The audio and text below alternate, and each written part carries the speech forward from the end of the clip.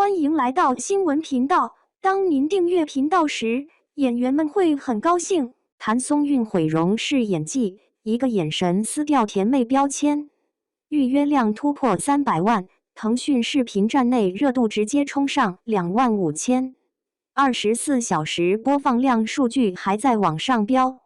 弹幕里刷的最多的不是好甜，而是他眼神变了这句话放在谭松韵身上，比任何数据都来得有分量。预告片里有个镜头，他站在林辅廊下，灰扑扑的粗布衣，手里端着托盘，对面是锦衣华服的刘学义，他低着头，但眼神没低。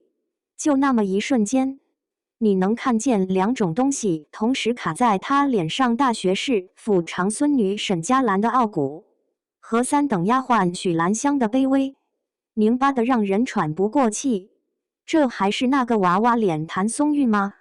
观众惊呼毁容是演技，不是真毁容，是毁掉了所有人对她甜妹的刻板印象。一个低头抬眼，演尽了贵女傲骨与丫鬟卑微。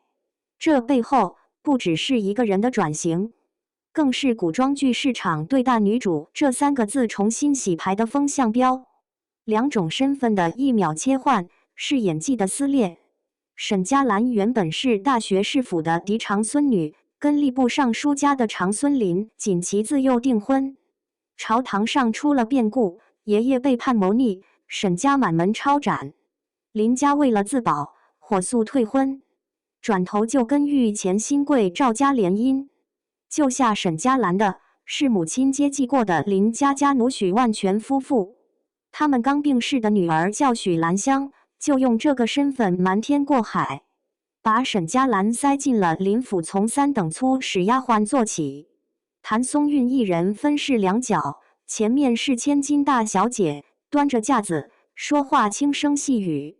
后来家道中落，她当了下人的，把那股傲气藏起来，忍着，心里有主意，但面上不显。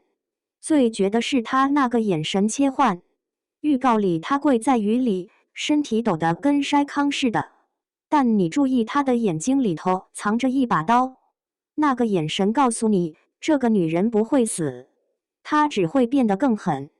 观众看到这儿，弹幕全在刷，被她眼神吓到。这放在以前，谁敢想谭松韵能演这种戏？到林府之后，她白天老老实实干活，洗衣裳、扫地，脊背微微佝偻着，端茶的手指关节因为用力泛着白。管事嬷嬷故意把汤药打翻在她面前。按一般古装剧的套路，女主这时候要么委屈巴巴掉眼泪，要么直接撕起来。她没有，一声不吭，重新熬了10碗，然后转头就从药渣里翻出了关键证据。谭松韵演这种表面干活心理盘算的状态，简直一绝。她脑子里转着复仇的棋局，手上动作却又快又稳，眼睛盯着药罐子，但明显在想别的事情。这种内收型的表演，跟她以前的路子完全不一样。对比一下就知道差距在哪。当年以家人之名里的李尖尖，元气活泼，满屏都是少女感，那是她甜妹标签的巅峰。到了锦衣之下的袁今夏，灵动狡黠，眼睛亮晶晶的，但说到底还是外在甜。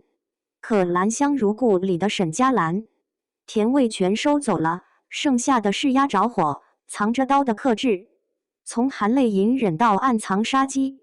她不是靠大表情在演，而是靠眼神和气息在传递情绪。发现真相时眼眶红透却不肯掉泪，复仇时嘴角微微一勾，冷冽的让人后背发凉。这种表演路子不是靠天赋就能吃下来的。斯坦尼斯拉夫斯基那套体验派讲的是把自己活成角色，而谭松韵这次更像是在控制与失控之间找平衡。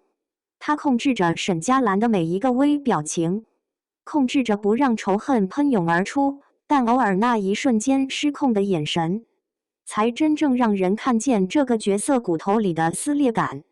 撕掉甜妹标签，靠的不是运气。谭松韵的转型之路其实走得挺疼的。2025年底那部仙侠剧《逍遥》，豆瓣评分掉到5分以下，一星差评占比超过32%。观众吐槽他强行装嫩，弹幕里全是阿姨好，说他30多岁演18岁仙门小师妹，眼神里少了那份纯粹，表演时刻意瞪眼嘟嘴，透着一股违和感。有人甚至说他是戏混子，不是没演技，而是在关键场景掉链子，专业度不稳定。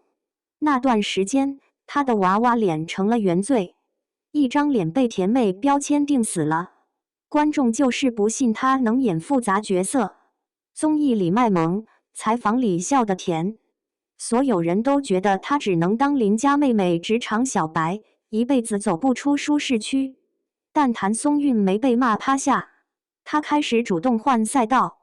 蜀锦人家里他演季莺莺，一个性格洒脱、绝顶聪明的烂娘子，面对恶霸时机智应对，面对家人时温柔关怀。豆瓣好评如潮，那部剧让他渐渐从甜妹往撒姐的方向走了一步。到了兰香如故，他干脆把舒适区砸了。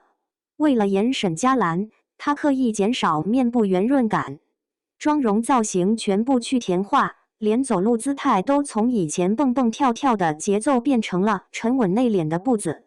预告片里他的眼神不再是袁今夏式的灵动狡黠，而是一种压着火、藏着刀的克制，几乎让人认不出这是他。内行人管这叫毁容式演技，不是真毁容，是毁掉了观众对他的刻板印象。这背后是演员对舒适区的清醒认知。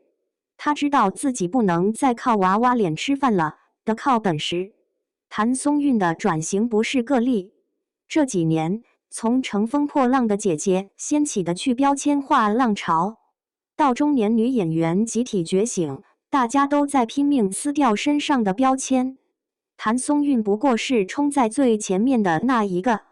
观众对实力派古装女主早就憋坏了。兰香如故预约量破300万，站内热度破25000，热搜词条向谭松韵演神杀毁容式演技轮番往上冲。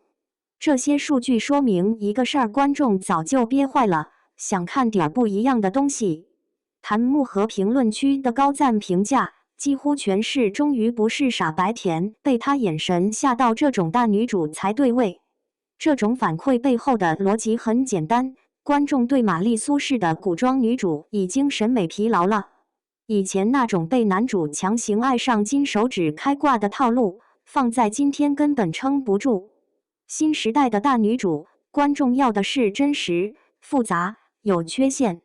沈佳兰这个角色，从头到尾没有金手指，她能在林府活下来，靠的不是男主突然开窍，也不是什么天降系统，她靠的是贵女时期学的那些不务正业的本事。算理账目、祖传制香、医术律法、经商头脑，这些东西在贵女时期只是锦上添花的才艺，沦为丫鬟之后，成了她跟其他丫鬟拉开差距的硬实力。害死她的是沈佳兰这个身份，救她的也是沈佳兰这个身份积累的东西。谭松韵把这个拧巴劲儿演透了，她演绎的复仇不是外挂开挂，而是步步为营的隐忍。他不让别人拿捏他的人生，沈家的冤屈也是他亲手洗清的，硬是把自己的结局给改写了。当然，争议也不是没有，有观众觉得娃娃脸演复仇缺乏说服力，但更多人认为演技可打破颜值壁垒。这种争论本身就在说明一件事：市场正在经历审美转向，过去那种颜值即正义的逻辑正在被解构。演技派正在重新掌握话语权。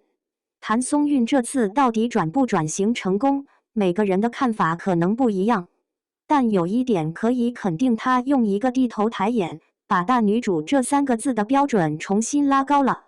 你觉得古装剧女主到底是颜值重要，还是演技更重要？